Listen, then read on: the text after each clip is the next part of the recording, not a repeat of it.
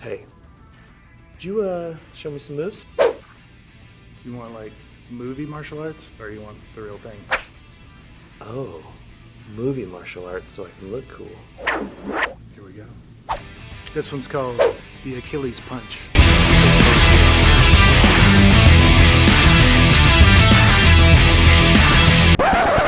All right, it's your turn. No. Again. Okay, can we do a little less movie, something more real? Yeah, sure. Just block your groin and your head at the same time. What?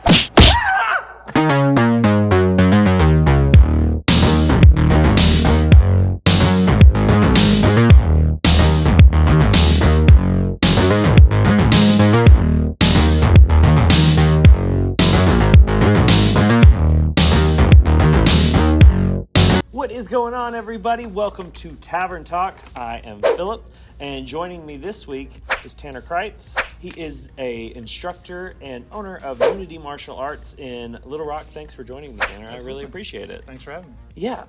First, tell me a little bit about, obviously, this week we are talking SHANG-CHI. It's the new MCU Marvel Studios movie. So really happy and excited to have you on to give a cool perspective on the martial arts in this movie. But can you give me first, like, kind of a little bit of your history with martial arts and how you came to be an instructor? I'm one of the Karate Kid generation. Wax on, wax off. Okay. So I was about 10 when the Karate Kid came out. It's the first time they really portrayed sort of a healthy and normal sensei-student relationship in a way that made kids be like, I think I could do that. And so there was a bunch of kids that started training at that point. So it was about 1983. Okay. And so I did martial arts all the way up through high school and college. Did some competitive kickboxing and boxing. Did some tried a lot of different martial arts out, and finally settled on one called Kung Nu, which means hard and soft in Vietnamese. For lots of reasons it would take a long time to get into. I just decided that was the one I wanted to spend my life on, so I started back at white belt with that, and I decided to just get it down every little detail, every little nook and cranny, and then actually it was on 9/11. I lost my job the day before 9/11, so I actually spent 9/11 sitting in a Waffle House with my dad, being like, oh, what should I do next? And then obviously it was kind of a crazy day, and I just felt like I should do something a little bit more closer to my heart. After that, with that kind of perspective, and so that's when I started trying to figure out how to teach for a living, and so it's been about 20 years now. Yeah. Wow. Well, very cool. Thank you for sharing that and taking the time out to be here and share your perspective on this. Kind of the bit on this show is, obviously we just came out of watching the movie, and it's giving our initial reaction to it, our first impression. So just overall about the movie in general, what was your first impression? What'd you think? Well, you mixed a lot of my favorite stuff, so you're going to hit me right on all the nerves. Okay. I love really good martial arts choreography. Does he look like he can fight? Come on, bro!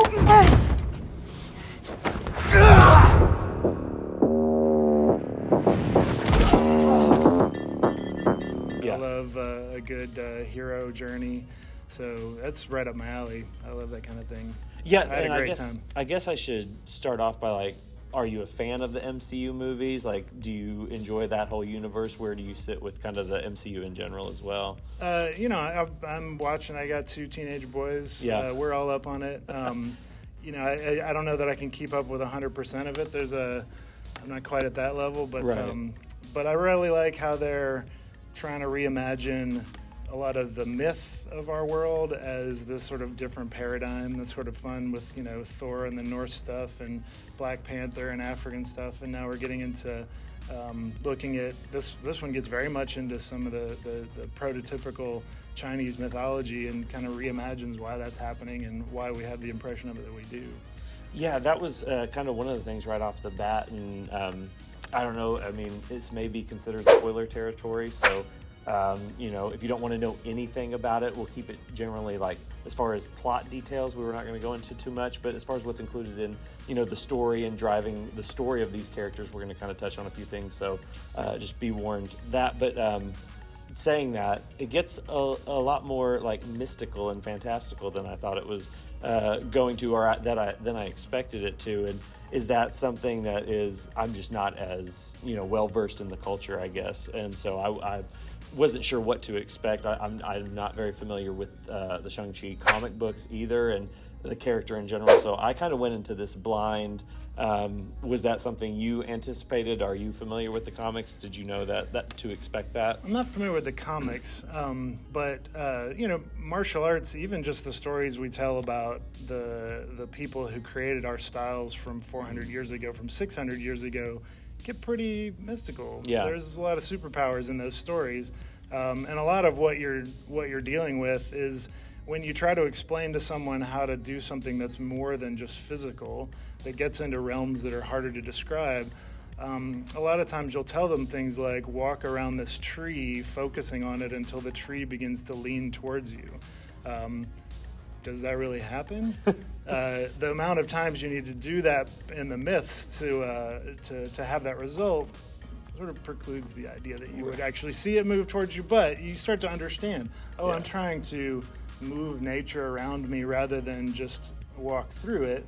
And in this movie, you get to see some of that. So some of those moments where you're seeing the martial arts movements don't just move the body, they actually interact with the world around them and start to move that as well, is fairly common ways of describing some of the harder and more difficult pieces you're trying to understand in the martial arts. And so it's pretty common for those stories to move into that realm, especially when you're talking about chi energy and anything like that. You start crossing over into magic powers pretty fast. Okay. And so the sorts of things they were dealing with had like big budget, awesome MCU, Iron Man level actualization happening, which was super fun to see. But the kinds of stories they were telling, or the kinds of topics they were getting into, or the things they were doing with their powers and their weapons were not foreign to what I've seen. Okay. So it is more like a lot of this, as far as fighting styles and everything, and what we see as far as, because in the movie, the main character, Shang-Chi, who, calls himself Sean, and that's a whole little joke in and of itself, but he and his sister are kind of stuck in the middle of this struggle between two very different mentalities and therefore fighting styles and things like that. And those are kind of based in actual fighting styles. You have their dad, who is kind of the Mandarin, or a version of that. I don't know if he would like to be called that.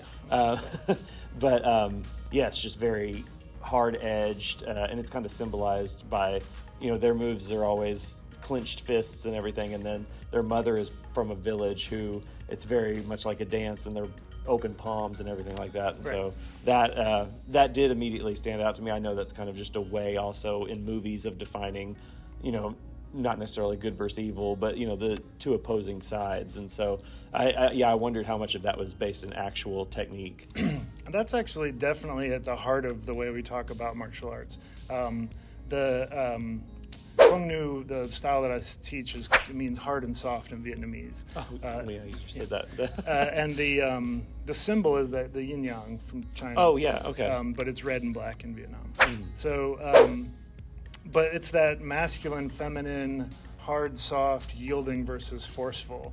And when you look at that symbol, one of the things that it illustrates is,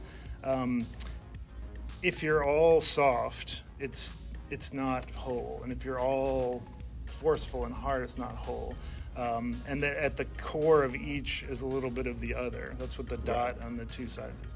So things like Tai Chi, very flowing, Bagua, these, I don't know if you're familiar with these, but they're very soft, very fluid, but very effective martial arts in their own right. And then much harder things, Wing Chun, very straight line, solid movements, and a lot of the kung fu that they were doing in this were just coming right down the middle, elbows and knees, and there's a little Muay Thai thrown in there.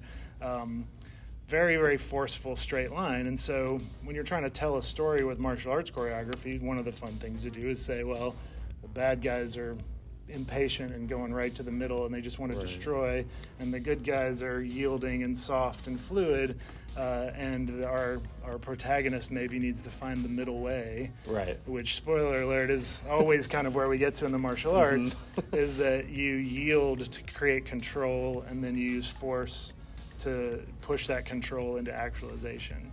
That's really cool that the fighting styles in and of themselves kind of describe the character arc of Shang-Chi here, and how he goes from, I guess combined with trying to find the balance in his life is, because he's run away, he keeps running away from these things that are difficult for him and can't seem to strike what he is really like meant for, almost as a birthright, given who his parents are and everything. But also this kind of idea of, taking responsibility for who he is and being accountable for, actually doing something that's going to leave an impression, because he just seems kind of afraid to do anything that's going to really just shake up his life in any way, shape, or form. And so that's cool that the styles that they implemented kind of mimic that. But what did you think of the fight scenes overall? Because from an outsider's perspective, there were some that they definitely seemed to put more effort into, as far as just from a filmmaking standpoint. The opening sequence on the bus, for instance, was really cool to watch. I was kind of overpowered and impressed by how cool it was, just flat out cool, and how quick he was moving through the sections of the bus and everything. As it goes on with a lot of these comic book movies, it kind of devolved into CGI fest by the third act. But there are a few scattered throughout that I was just like, oh wow. But again, I have no idea the ins and outs of what's actually happening. But what did you think of the fight sequences overall? In terms of the way they did the fight choreography, it was fun to me that it was actually a more traditional wushu Chinese theater. Production, whereas there was wire fighting, there was a lot of things that get pushed away in more modern cinema because they seem fantastic. Since they were embracing the fantastic nature of it, they went right back to a lot of these well-practiced old Hong Kong action movie techniques, which are super fun. That thing where the first fight scene is always way more intense. One of the reasons that it changes over the course of a movie is if they're all that intense, it's exhausting. Yeah. So they have to sort of give you this really exciting one, and then boom, boom, boom, boom, boom, and then we're going to kind of gloss over this one, and then this one's going to be a lot more about storytelling and the difference between these. And you're going to notice the moves are a lot slower, so we can really get into what's different about it. And then, wow, this one's fast, and then by the end, we're so loosey-goosey. It's just blow a bunch of stuff up. Let's see the magic. And but that's actually a fairly traditional breakdown in terms of the way that makes sense. And it's true. I did like how a lot of the fight sequences used a lot of the storytelling elements, or that it implemented those into it. We were talking beforehand about the different weapon choices they would use, and how it kind of escalated throughout the movie with the different ones they were using and everything. I was for not being familiar with the story or the character. I came to actually really care about this guy's quest, the hero, this guy's hero's journey, because obviously being a part of the MCU, we're probably going to get to know this guy a lot better and get to know him over time, and he himself is going to grow.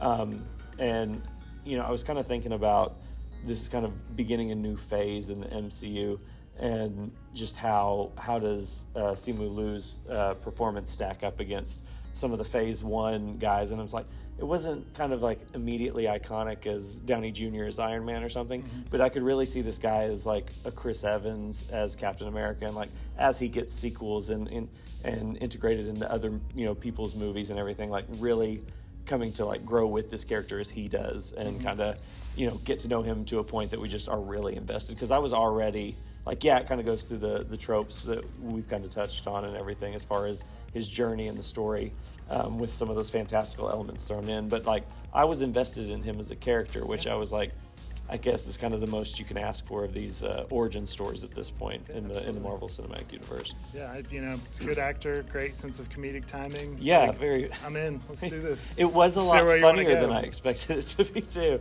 Yeah, there was some gems in there.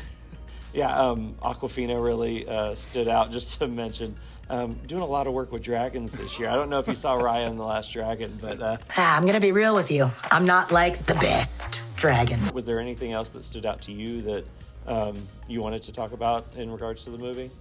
I always really enjoy when you take you're looking at a different fighting style, you're looking at different weapons that they took, and you tie it back into the root martial art really clearly. And there was obviously a lot of well-versed old school Hong Kong fight choreographers mixed in with a bunch of new folks that were trying to say let's throw some Muay Thai into this. Let's throw some new age, MMA moves into this.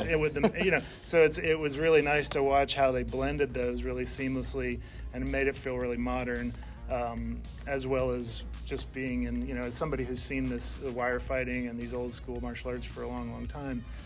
It was very nostalgic while being very fresh. So that was a lot.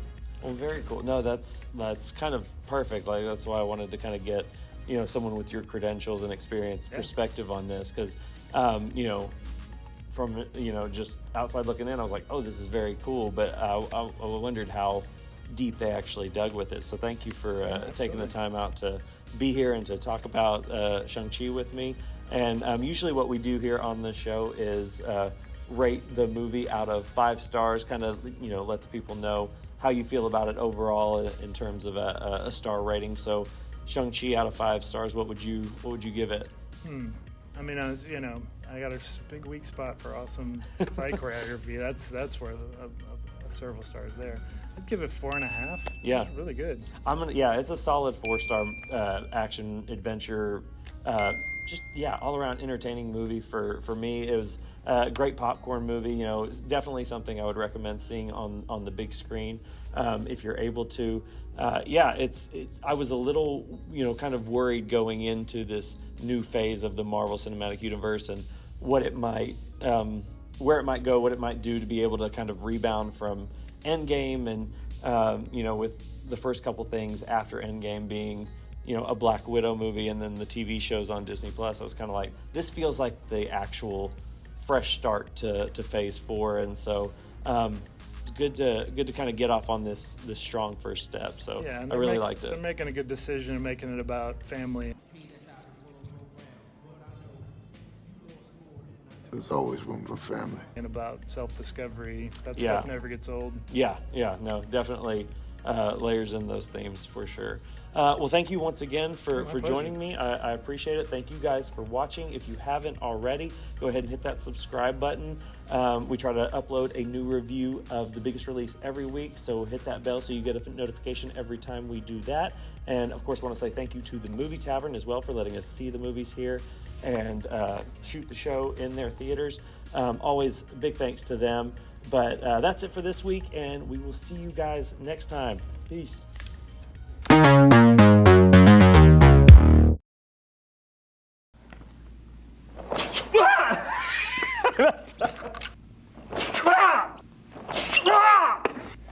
Oh, I was not ready for that. You tell us when you're ready. I'm ready. Okay.